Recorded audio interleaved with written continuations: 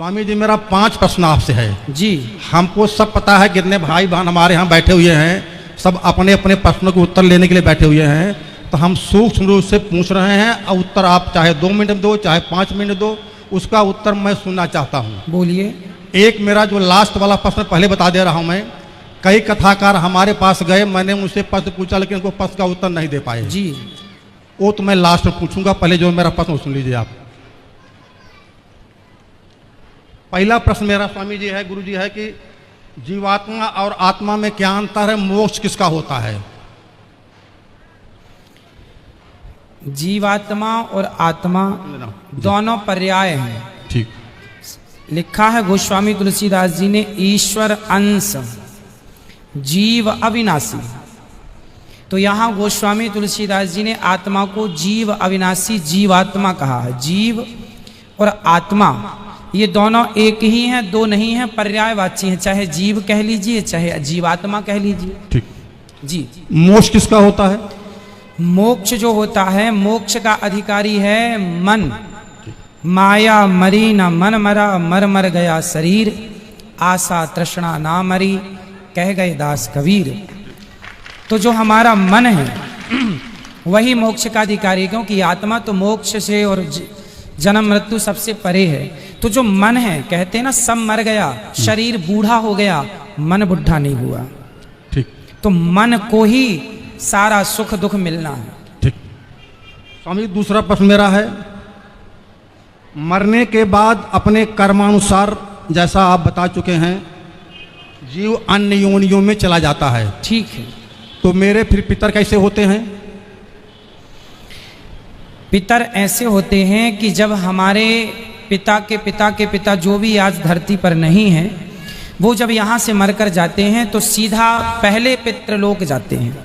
वहाँ जाने के बाद, जैसे हमने बताया, 13 होने के बाद यमराज जी निर्णय लेते हैं कि अब आप पाप या पुण्य के अनुसार अब कहाँ जाएंगे, स्वर्ग जाएंगे, नरक जाएंगे या अन्य तमाम योनियों में जाएंगे।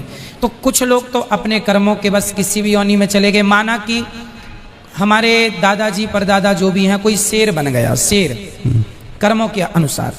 अब हमने उनके नाम से यहाँ पिंडदान दिया, गया जी में तर्पण किया, जहाँ भी किया, तो हुआ क्या, वो शेर की योनि में जहाँ है, यदि उन्हें कोई कष्ट है, भूखे मर रहे हैं या कोई कष्ट तकलीफ है, तो ये पिंडदान का पुण्य उनको उस योनि में प्राप्त होगा जहाँ वो है।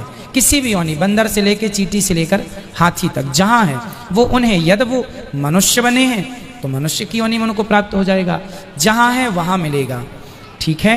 परंतु कुछ लोग ऐसे होते हैं, ट्रेन लेट होने से हमें स्टेशनों में एक वेटिंग रूम बनाया जाता है, वेटिंग हॉल बनाया जाता है, जहाँ ट्रेन लेट हो गई तो आप वेट कर सकते हैं। उसी प्रकार किसी व्यक्ति, हमारे पिता के पिता, किसी के पाप पुण्य का कोई निर्णय किसी कारण ना हो पाए तो वो पितृलोक में होते हैं, और हम यहाँ से यदि उनके लिए कुछ करते हैं तो उनका उद्धार हो जाता है। जैसे कुछ दिनों के लिए ईश्वर ने ये विधान भी रखा है, नचिकेता को ये बात यमराज जी ने बताई है। नचिकेता के संवाद में ये सब कुछ स्पष्ट है कि हमारे जाने के बाद ये जरूरी नहीं है कि मरने के तुरंत बाद हमारा पुनर्जन्म हो जाएगा, कहीं भी जरूरी नहीं है। हो सकता है 2 साल तक ना हो सकता है 10 साल तक ना हो, और हो सकता है 100 साल तक हम वेटिंग रूम में इंतजार करें अपने नंबर का।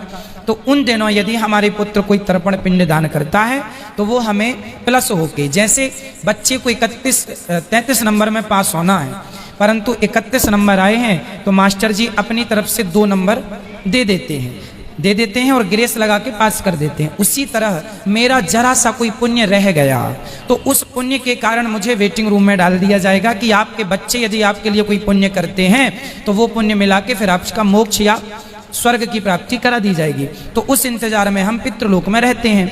हम बच्चों को कहते हैं पुण्य करो, हमारे नाम से कुछ करो। जब नहीं करते तो वही पितृ फिर नाराज होके उन पर फिर गलत प्रभाव छोड़ने लगते हैं, उसी को पितृ दोष कहते हैं। अगर कोई वेटिंग लिस्ट में ना हुआ हो तो फिर बता चुका मैं कि वो शेर बन गया होगा तो उसको तो रूप में प्राप्त हो जाएगा वो। तो उसके निमित्त भागवत कथा सुनने से क्या फल मिलेगा? फिर किसको?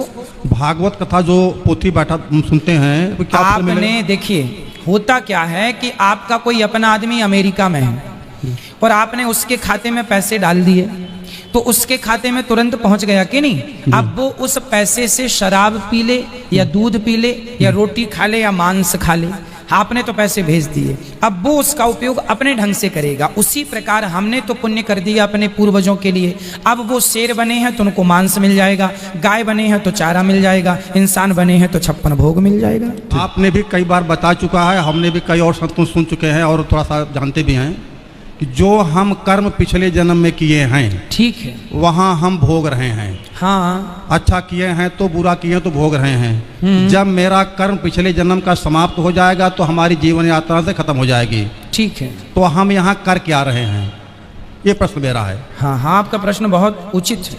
ये मैं कर क्या रहा हूँ, हम मारा जा रहा हूँ तो जन्म मारा गया, दशरथ जी को ऐसा कर मिला तो जन्म कर मिला, तो हम यहाँ पर कर क्या रहे हैं, ये प्रश्न मेरा है। ये देखो, इसका नाम ही है कर्म भूमि, है ना, जिसे हम मृत्यु लोक कहते हैं, इसे कर्म भूमि भी कहा जाता है। कुल मिला के हमने जो पिछले जन्म में किया, अच्छा या बुरा, वो तो हम आज पा रहे हैं। इसीलिए आज आपने देखा होगा सबकी स्थितियां अलग अलग है, कोई अमीर है, कोई गरीब है, कोई 2-2 रोटी को मोहताज है, कोई 56 भोग खा रहा है।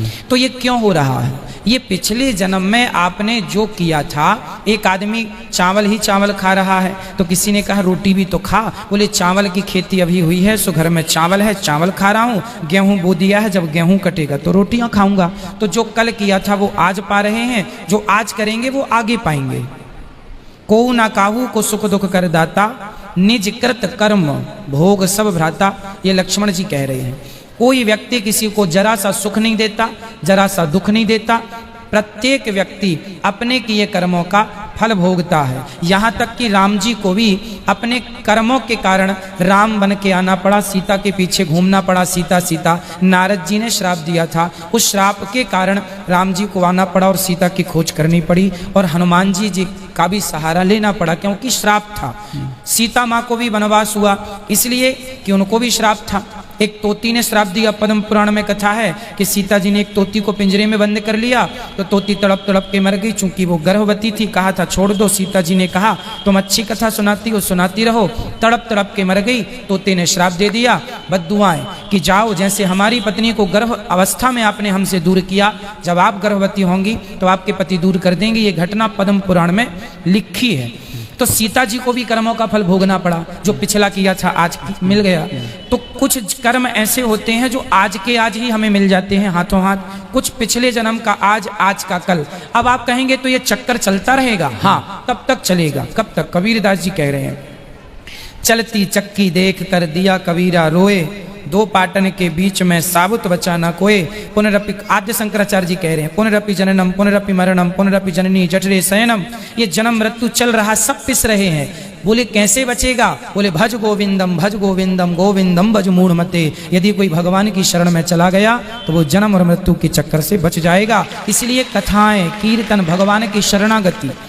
जब कबीरदास जी रोने लगे, चलती चक्की देख कर दिया कबीरा रोए, रोने लगे, तो उनके पुत्र ने पूछा, कमाल, कबीरदास जी के पुत्र का नाम था कमाल, पिताजी आप क्यों रो रहे हैं?